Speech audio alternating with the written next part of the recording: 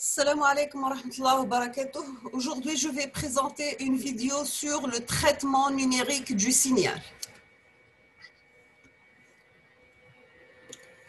Donc, on va commencer par les objectifs et les prérequis. Donc, premièrement, les objectifs, c'est acquérir les outils mathématiques utiles au traitement du signal, maîtriser les techniques de traitement du signal. Maintenant, quels sont les prérequis? C'est les mathématiques pour le signal discret et la modulation numérique et notion de compression. Donc, voici notre sommaire. On va voir les notions de signaux aléatoires, plus le bruit, la corrélation, l'orthogonalité, la transformée de Fourier discrète monodimensionnelle et bidimensionnelle, rappel sur la transformée en Z et le filtrage numérique et application du traitement numérique du signal à la compression audio-vidéo. Donc, voici quelques mots-clés si vous êtes intéressés. Donc, nous avons l'FFT, le filtrage numérique et la compression. L'indication de mise en œuvre, donc les applications au Digital Signal Processing, donc Digital Signal Processing, c'est DSP. On a les logiciels de calcul numérique qui sont le MATLAB, le Skylab et l'Octave. Voici quelques supports de cours si vous êtes intéressés pour approfondir vos connaissances. Nous avons débuté en traitement numérique du signal, application au filtrage et au traitement des sons. Donc, ce sont des exercices et cours, des exercices résolus avec des cours du monsieur Jean-Noël Martin. L'édition, c'est Ellipse. Donc, c'est un professeur à l'université d'Annecy. Donc, deuxième livre, c'est Analyse et contrôle numérique du signal, Philippe et François. Donc, toujours la même édition, tu as les livres, l'Ellipse. Pour aller plus loin, vous pouvez aussi consulter l'onglet pour le traitement numérique du docteur Frédéric Truchitette et de DSP Handbook Algorithm Application and Design Technique. Donc, c'est l'édition de Batman and Pattern. Donc, on va commencer par une introduction. Pourquoi numériser un signal?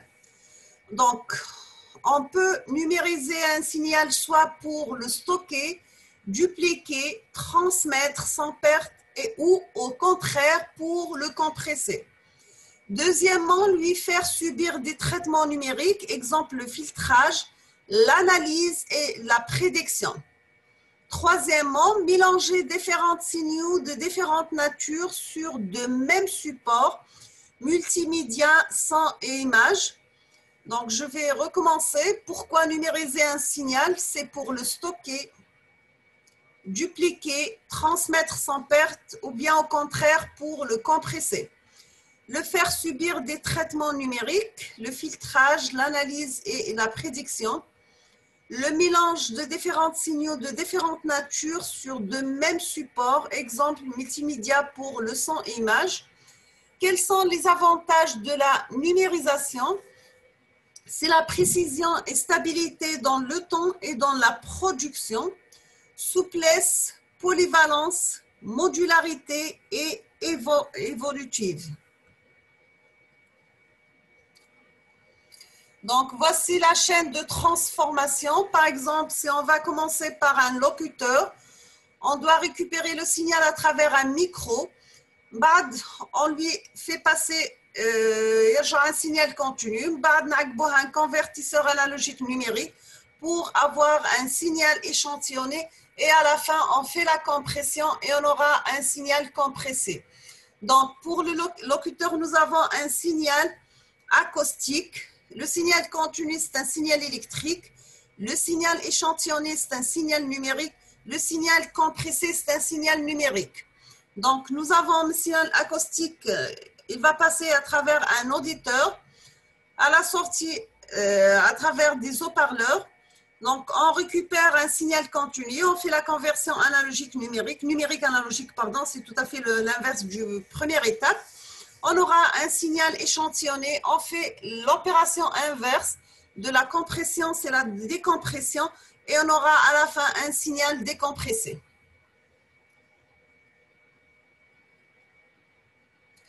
Donc, voici quelques compétences variées. Donc, toujours, on commence par le monde extérieur. On fait passer à travers des capteurs ou bien des actionneurs. On aura des signaux continus qui passent à travers un convertisseur analogique numérique ou bien l'inverse. C'est convertisseur numérique analogique.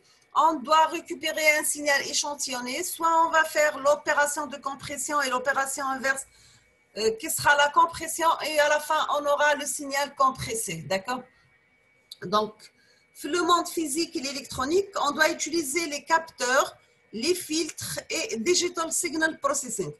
Pour l'informatique, c'est la programmation, le MATLAB, langage C et langage assembleur.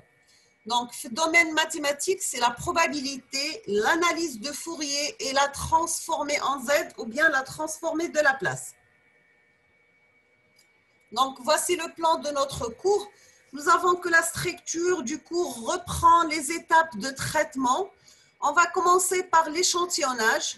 Deuxièmement, on va faire la conversion analogique numérique. Troisièmement, l'analyse des systèmes numériques. Quatrièmement, le filtrage numérique. Cinquièmement, l'application. Donc, c'est traitement numérique descend.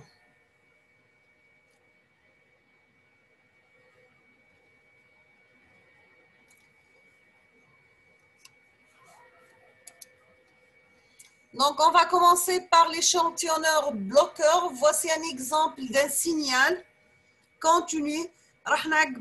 Donc, j'ai le programme. Donc, par exemple, je vais proposer un nombre de points qui est égal à 1000. Je vais générer un signal sinusoïdal. Je vais commencer par... Donc, je vais générer un signal qui est une somme de sinusoïdes de fréquence F1 et de déniveaux d'énergie grand R. Donc, voici l'exemple d'un signal. On va générer un signal 1024 points, 16 000, 500, 1000, 1500, 2000, 2500 et jusqu'à moins 10. Le nombre de points égal à 1024. La fréquence d'échantillonnage, c'est 16 000. Et l'amplitude égale à moins 5 dB, moins 10, moins 15 et moins 20. Donc, c'est le niveau de bruit est à moins 10 décibels.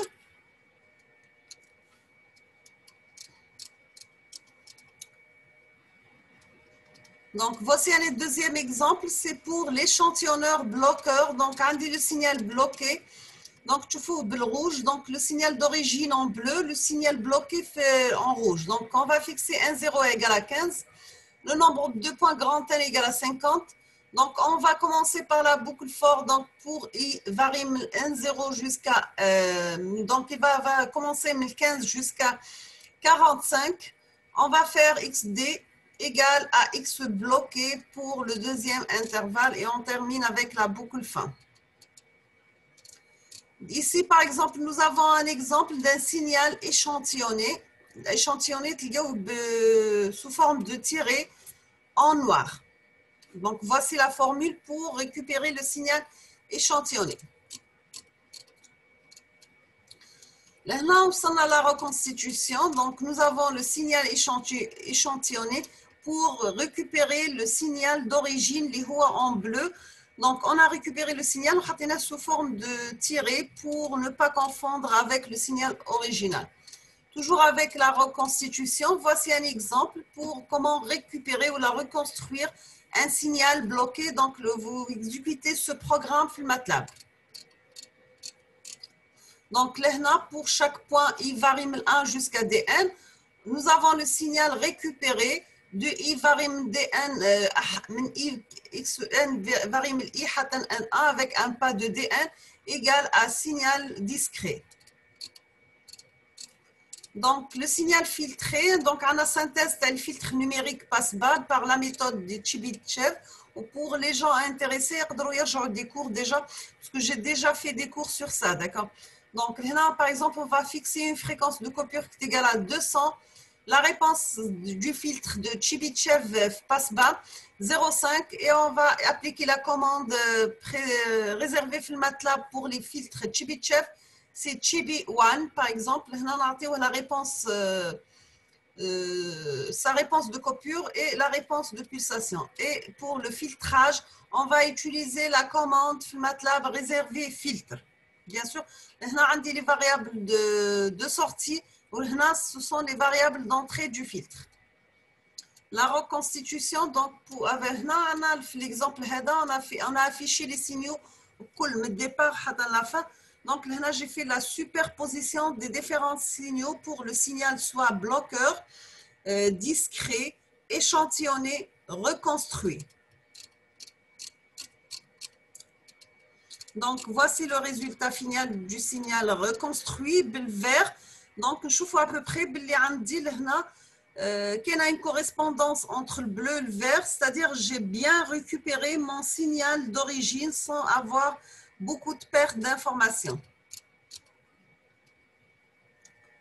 Nous avons un exemple d'une étude spectrale d'un échantillonneur bloqueur. Donc, j'ai le signal d'origine multiplié avec un autre échantillonneur. On fait la multiplication et on va récupérer à la fin un signal échantillonné, sachant que l'échantillonneur, c'est le produit entre le signal pardon. Donc, un échantillonneur, c'est le produit entre le signal et un peigne. Idéalement, un peigne de Dirac. Et on aura à la fin, à la sortie à l'échantillonneur, ce signal échantillonné. Maintenant, on va voir un autre exemple. C'est l'exemple de produit de deux sinusoïdes déphasés. Donc, j'ai le premier signal x1 est égal à 1 sinus 2 pi f1t. Deuxième signal, c'est x2 égale A2 cosinus 2 pi f2 de t. Donc, là, j'aurai x1 de t multiplié par x2 de t, qui est égal à 1 multiplié par A2 sinus 2 pi f1t cosinus 2 pi f2 de t. Donc, j'aurai A1, A2 sur 2. Là, j'ai utilisé les relations trigonométriques pour simplifier les fonctions. Donc, sinus fois cos, c'est sinus la somme plus sinus la différence divisé par 2. Donc, j'ai sinus F1 plus F2 plus sinus F1 moins F2 divisé par 2. Donc, le produit de deux sinusoïdes de fréquence F1 et F2 fait apparaître deux autres sinusoïdes. Les fréquences, c'est F1 plus F2 et F1 moins F2. Maintenant, on va voir l'étude spectrale d'un peigne. Donc, on va étudier le cas classique d'une sinusoïde de fréquence F0, sachant que x de t égale A0 sinus 2 pi F0t. Et voici la formule de la peigne. Donc, j'ai peigne de t égale à E0. C'est le fragment de t sur TE, la période d'échantillonnage, soit inférieure ou égale à T0 sur 2t d'échantillonnage. Et 0 sinon. Donc, voici le signal continu périodique. Il faut le transformer à travers la série de Fourier. Et à la fin, on aura la production des deux signaux résultantes. Maintenant, on va faire un petit rappel sur le développement en série de Fourier. Vous trouvez pas mal de vidéos sur ça. Donc, nous avons que le développement en série de Fourier présente un instrument d'analyse des signaux analogiques T0 périodique. Sachant que x de t égale A0 plus la somme de k variable 1 jusqu'à l'infini de AK cosinus 2 pi k F0t plus BK sinus 2 pi k F0t. Sachant que pour le calcul de A0, on doit appliquer la formule suivante qui est égale A0 égale 1 sur t, l'intégrale 0 t0 de x de t dt. Pour les AK, c'est 2 sur grand T, l'intégrale de 0 à T0 du signal x de t multiplié par cosinus 2 pi k F0t dt. Les BK, c'est 2 sur T, l'intégrale de 0 à T sur T0, pardon, x de t sinus 2 pi k F0t dt. Donc, nous avons par convention F0 qui est égal à 1 sur T0 et oméga 0 égale à 2 pi F0. Donc, voici la photo de Joseph Fourier qui est né au Auxerre en 1768. Donc, ça, l'idée. L'étude spectrale d'un peigne, étudiant le cas classique d'une sinusoïde de fréquence F0.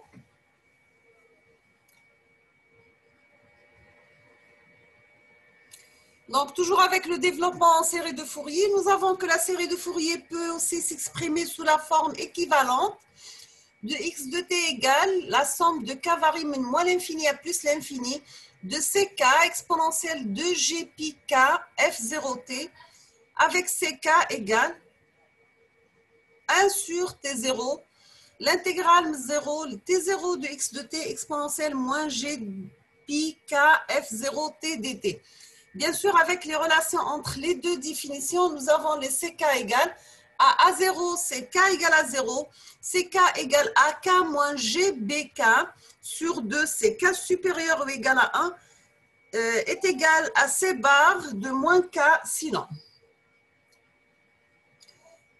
راح نشوفوا l'identité de Perceval, sachant que j'ai fait des vidéos, des cours عليهم, d'accord.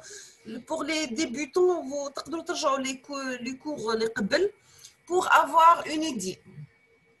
Donc, c'est le signal d'énergie finie. Donc, nous avons l'intégrale 0 de t0 de x de t en valeur absolue carré dt qui est inférieure à l'infini. Donc, nous avons la relation l'intégrale 0 de t0 de x de t élevé au carré dt qui est égal à a0 plus 1 demi, la somme qui varie jusqu'à 1 jusqu'à l'infini de ak au carré plus bk au carré égale la somme pour k varie moins l'infini à plus l'infini de ck élevé au carré. Donc, remarque, pour un signal entre A et B, on va poser C qui est égal à A plus B sur 2. Donc, on aura x de t qui est égal à la somme de k varie moins l'infini à plus l'infini de ck exponentielle de g pi k t moins m sur b moins a avec ck qui est égal à 1 sur b moins a l'intégrale 0 de b de x de t exponentielle moins g 2 pi kt moins c sur b moins a dt. Donc, je vous demande de faire ce petit exercice, donc trouver la formule équivalente pour la définition en sinus et en cosinus. Maintenant, on va voir l'analyse de Fourier de l'échantillonnage. Donc, nous avons, d'après les formules précédentes, donc j'ai P de t est égal à E0, T0 sur la période d'échantillonnage TE, multiplié par 1 plus 2, la somme de k varie 1 jusqu'à l'infini de sinus pi k f0 t0 sur pk f, la fréquence d'échantillonnage multipliée par t0, le tout fois cosinus de pi k, la fréquence d'échantillonnage t. Donc, nous avons le développement en série de Fourier fait apparaître des raies aux fréquences multiples de la fréquence d'échantillonnage FE. Donc, pour une la TE assez petit, on aura cette forme d'un signal échantillonné avec la peigne de Dirac.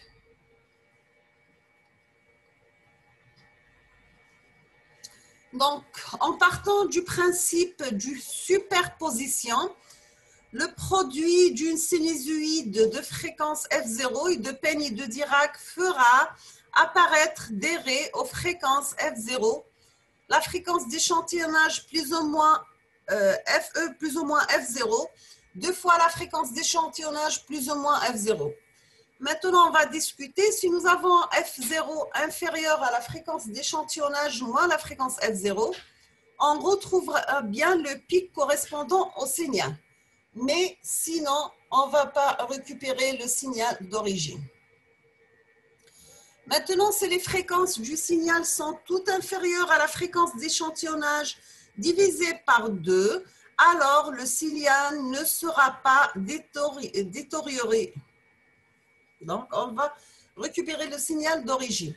Maintenant, si les fréquences sont supérieures à la moitié de la fréquence d'échantillonnage, alors il y a déformation du spectre par recouvrement. Et je vais détailler ça dans des chapitres à part.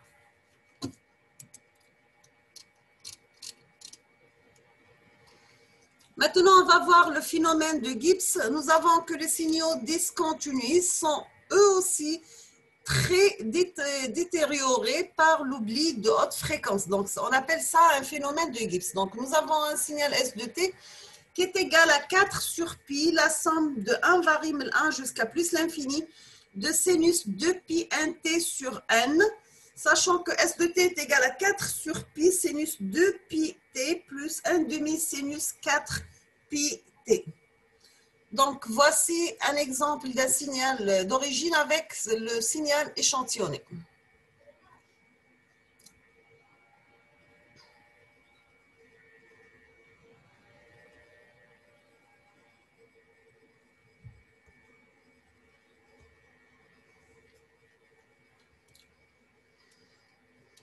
Donc, toujours avec le phénomène de Gibbs, les signaux discontinus sont tous relevés aux mêmes fréquences, au même problème de fréquence, les hautes fréquences. Donc, là, c'est un signal reconstitué avec la formule de 4 sur t, pi, pardon, la somme 1 variable 1 à l'infini, sinus 2 pi nt sur grand N. Donc, on aura ces 4 sur pi sinus 2 pi t plus 1 demi sinus 4 pi t. Donc, c'est pour 1 variable 1 jusqu'à 2. Maintenant, si on va variable 1 variable 1 à 5, on aura le signal se rapproche du signal d'origine. Là, quand tu fais le nombre grand N, petit n, varié من 1 حتى 30, à peu près, on a la même forme du signal de départ. Là, pour 250, donc j'ai le même signal, sauf là, la partie max et min, j'aurai sous forme de grand pic. Donc, on va voir le théorème de Shannon et Nyquist. Donc, nous avons réciproquement, c'est la fréquence d'échantillonnage est assez grande par rapport au signal étudié. Donc, on a le théorème fondamental. Donc, voici le théorème, c'est x de t, c'est une fonction telle que toutes les fréquences sont inférieures à f, soit fe, une fréquence d'échantillonnage, telle que la fréquence d'échantillonnage, elle est supérieure à 2 fois la fréquence f. Donc, on aura x de t égale la somme de n variable moins l'infini à plus l'infini de x nte sinus 2 pi f t moins nte sur 2 pi f de t moins nte. Donc, conclusion, il est impératif de faire passer le signal par un filtre passe-bas analogique dont la fréquence de coupure est inférieure à la moitié de la fréquence d'échantillonnage avant de faire l'échantillonnage. Maintenant, on va parler sur la conversion analogique numérique. Nous avons que la représentation numérique en virgule fixe d'une quantité analogique est caractérisée par la plage des valeurs représentables A et B. Et la précision sigma, c'est-à-dire la différence entre deux valeurs consécutives. C'est grand N, c'est le nombre de bits de la représentation. Donc, on aura sigma égale à B moins A sur 2 à la puissance n. Nous avons que l'erreur entre la valeur analogique et la valeur numérisée s'appelle erreur de quantification. Donc, le symbole étoile, c'est la représentation en virgule flottante, ne sera pas étudiée la partie de cours, mais je vais les faire dans une autre vidéo. Donc, toujours avec la conversion analogique numérique, en plus des erreurs de quantification, nous avons un convertisseur analogique Y qui passe à travers B. Donc, un dB, c'est ENT 2 à la puissance N, Y moins A sur B moins A. Donc, peut représenter les erreurs suivantes. Les B systématiques, erreur sur A. L'erreur de gain, c'est l'erreur sur B moins A. La non-linéarité, c'est la distorsion de la fonction linéaire. La convention réciproque, la convertisseur numérique analogique peut présenter le même type d'erreur.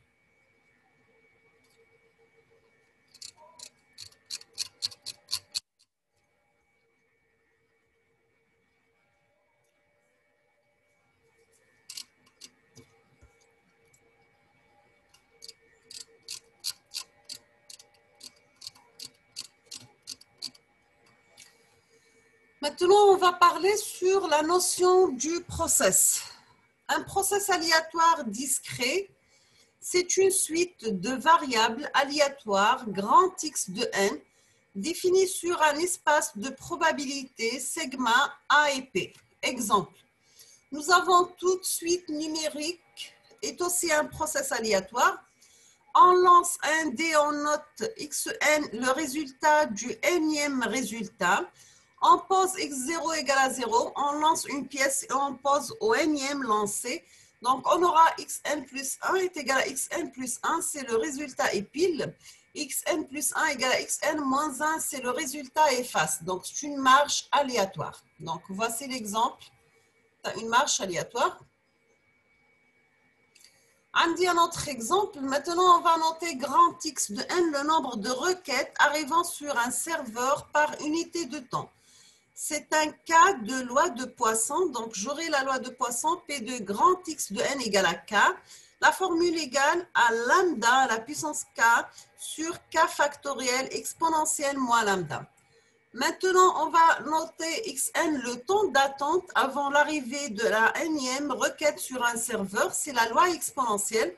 La loi exponentielle, donc, on dit la probabilité de grand X de n qui est compris entre A et B est égale à lambda, l'intégrale de A et B exponentielle moins lambda x dx pour A compris entre 0 et B.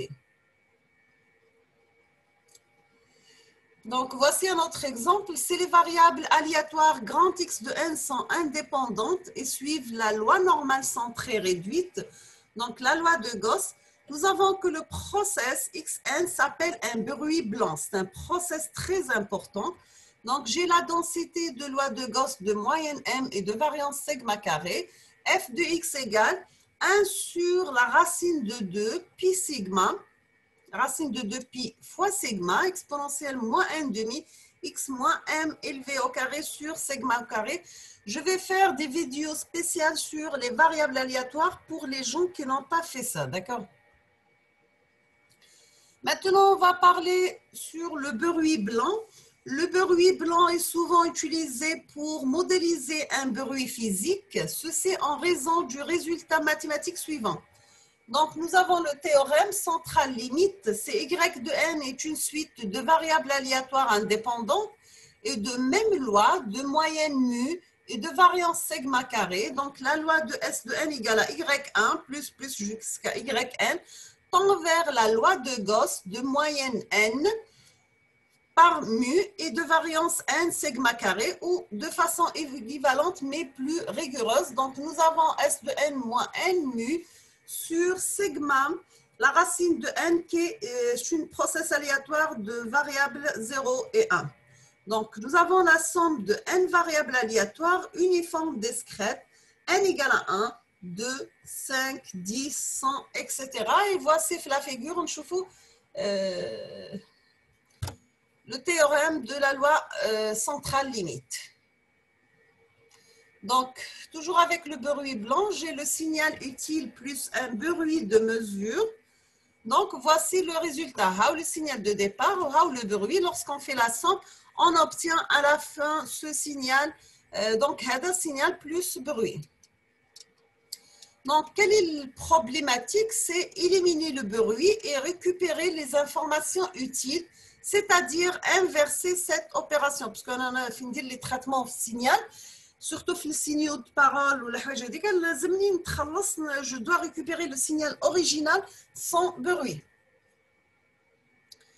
Maintenant, on va parler à les process stationnaires. On dit un process aléatoire xn, il est stationnaire.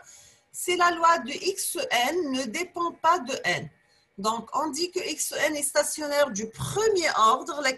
L'espérance de x de n égale à mu existe. Et elle est indépendante de n. Donc, elle est une constante. Mais n.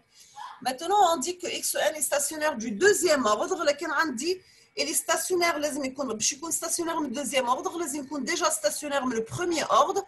Il doit vérifier la relation suivante. C'est-à-dire qu'il a l'espérance de x de i moins u fois l'expérience de xg moins mu égale à θ i moins g existe, elle ne dépend pas de n. Donc, tu peux avoir قيمة ما تكونش عرضها en fonction de n.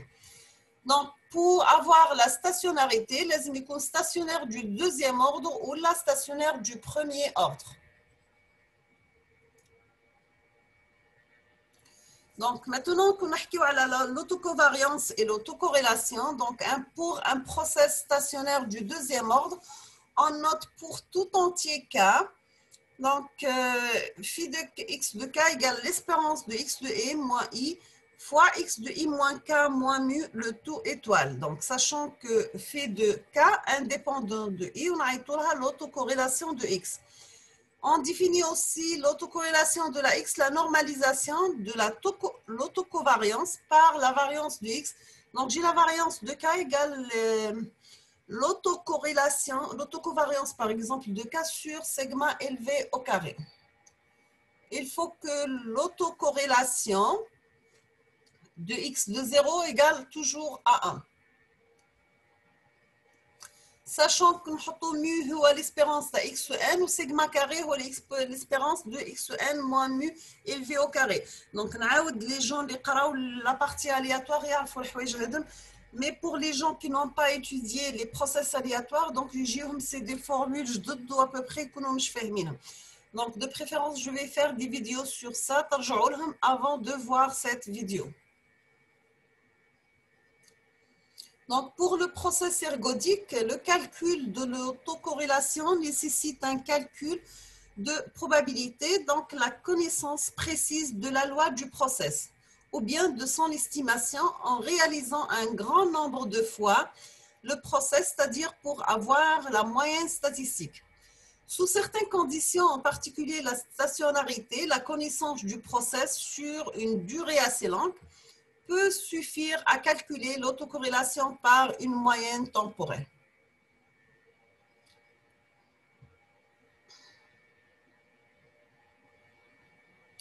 Maintenant, un process ergodique, si on peut calculer sa moyenne et la covariance par des statistiques temporelles. Donc, nous avons pour un tel process x de n, n valant de 1 jusqu'à grand n, nous avons mu, c'est l'espérance de x de n est égale à peu près 1 sur grand n. La somme de k varie de 1 jusqu'à grand n de x de k. La variance sigma au carré est égale à l'espérance de x de n moins mu, le tout carré, est égale à peu près 1 sur grand n. La somme de k varie de 1 jusqu'à grand n de x de k moins mu, le tout élevé au carré. Donc, voici un exemple de calcul de la fonction d'autocorrélation en MATLAB. Donc, par exemple, n0 égale à 100, n égale à 1000, x, on va remplir la matrice par des zéros, grand X par des zéros, donc à partir de n0 plus n jusqu'à 1, et b c'est n. Donc, nous avons grand X, c'est 0, n0 plus n à 1, b random, n0 plus n et 1. Donc, pour k varie de 3 jusqu'à n0 plus n, on va mettre x de 1, c'est 1,85 par x de k moins 1, moins 0,855 fois x de k moins 2 plus bk. Et on va remplir la nouvelle matrice x par x égale n0 plus 1 jusqu'à n0 plus n, moins x de n0 plus 1. بعد نعيطوا la fonction x covariance pour afficher le signal. Donc, on a le signal de départ grand X, on a le signal échantillonné par la covariance. J'ai un deuxième exemple pour l'exemple de calcul de l'autocorrélation cette fois-ci. Donc, on a la fonction xcov. Donc, je vous laisse un petit peu le temps pour noter le programme et l'exécuter chez vous.